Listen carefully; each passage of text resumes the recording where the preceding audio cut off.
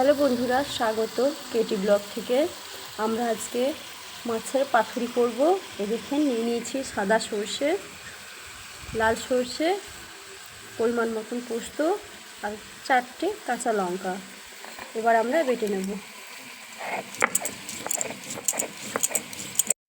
এই দেখেন আমরা মাছগুলোকে নিয়ে নিয়েছি পাতুরি করার জন্য।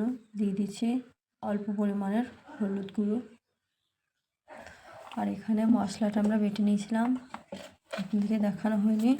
এই দেখেন এবার আমরা দিয়ে দেবো পরিমাণ মতন লবণ।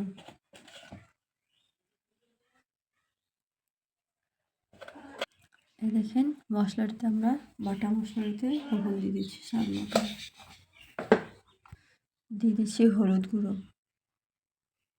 দিয়ে দিচ্ছি কাঁচা সর্ষের তেল।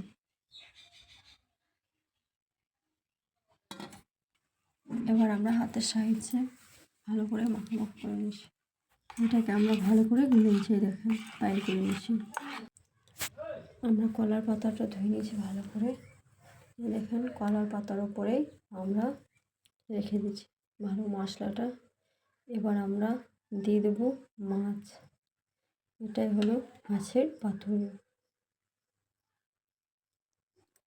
একবার আপনারা বাড়িতে বানিয়ে খাবেন।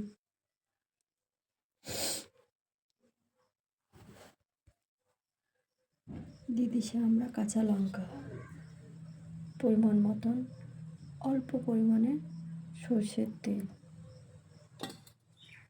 এবার আমরা এটাকে কলার পাতাটাকে ভালো করে গুছিয়ে দেবো, তারপরে বেঁধে নেব।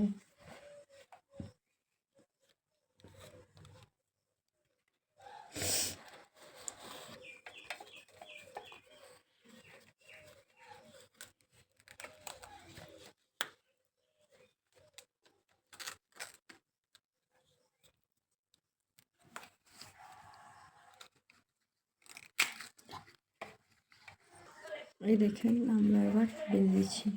আমাদের একটা কলার পাতা ছিঁড়ে গেল।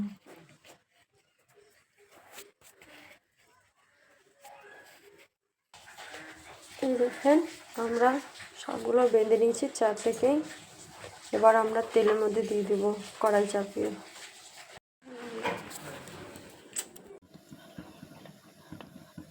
গরম হয়ে গেলে আবার আমরা দিয়ে দেবো।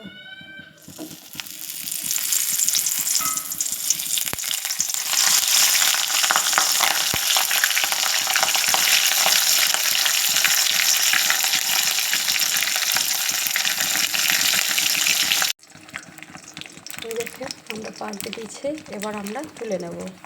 আমাদের মাছের পাতুরি হয়ে গেছে। আপনাদেরকে দেখাচ্ছি পরিবেশন করে। এই দেখেন বন্ধুরা আমরা পরিবেশন করে নিয়েছি। এবার আপনাদেরকে খুলে দেখাচ্ছি। কাঁচির সাহায্যে আমরা উলগুলোকে কেটে নিয়েছি।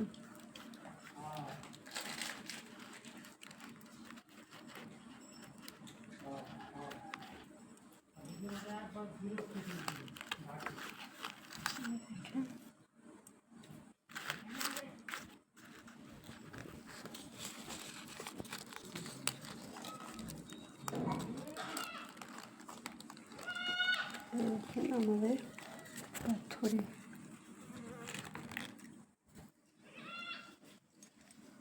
খুঁতের সাহায্যে আমরা একটা ডিশের মধ্যে তুলে নিচ্ছি।